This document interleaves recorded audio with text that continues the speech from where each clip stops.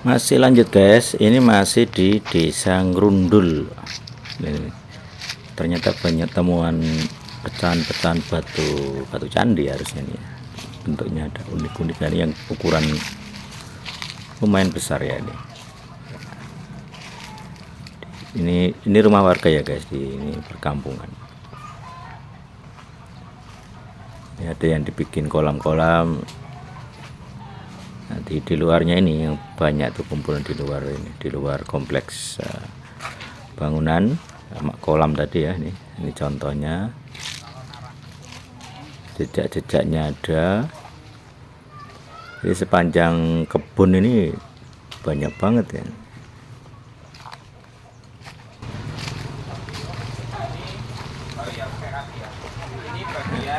Seperti itu guys. Jadi ini kita mendekat, siapa tahu ada penjelasan dari para ini pakar. bagian sudut dari kaki candi. Jadi kemarin kan dikatakan kalau setelah ya? Iya kemarin, maksudnya kemarin di Sarasian itu atau setelah Jamur Asto itu seperti bangunan-bangunan yang lain. Seperti bangunan-bangunan yang lain, bagian candi itu teman-teman arkeologi biasanya mendeskripsikannya bagian kaki, bagian tubuh, dan bagian atap atau kepala. Nah, bagian ini, bagian sudut dari candi ini kayaknya itu berasal dari bagian sudut kaki candi. Jadi di sini nanti akan ada tempat-tempat batuan-batuan lain itu yang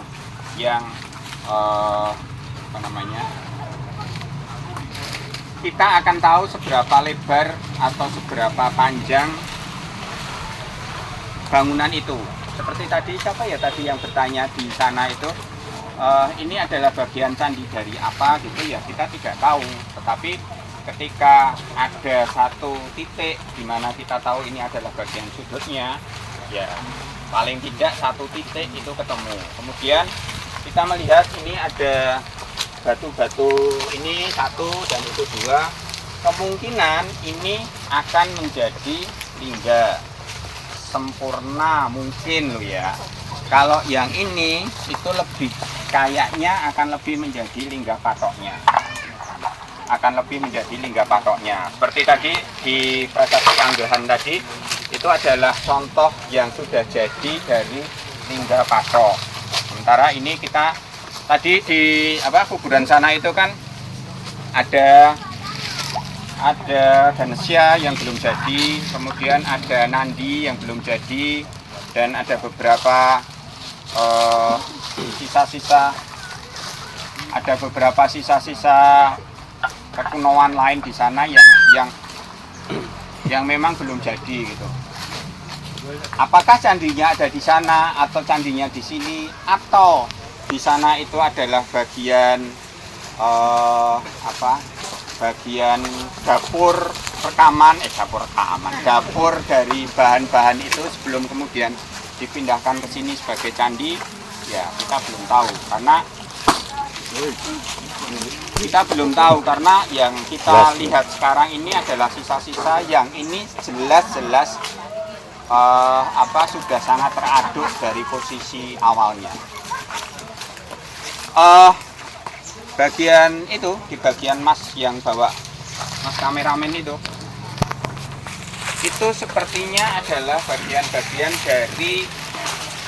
bagian dari ambang pintu atau ambang tahu nggih?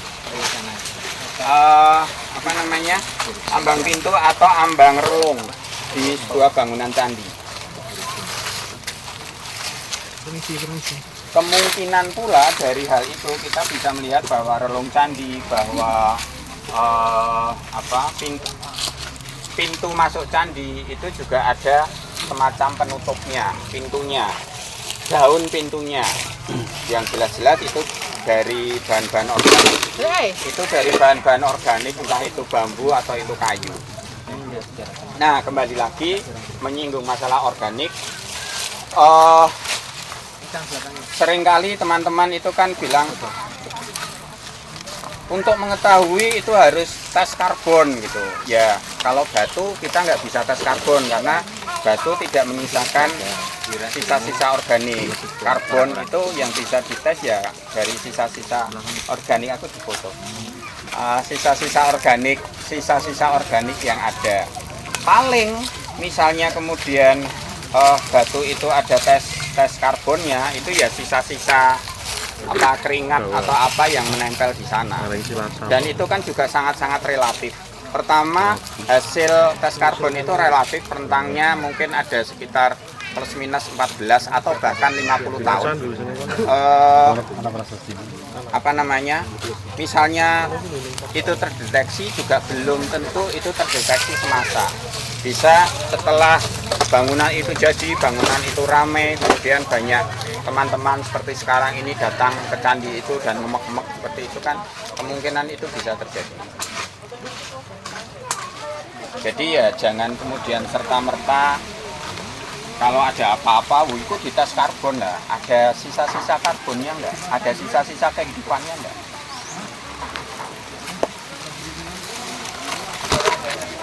Meskipun andesit itu salah satu mineral penyusunnya adalah karbon, tetapi ketika itu dites karbon, ya yang muncul adalah ketika mineral karbon itu terjadi dan menjadi satu dengan batunya, bukan ketika apa namanya batu itu dikerjakan menjadi sebuah candi, prasasti atau arca apapun.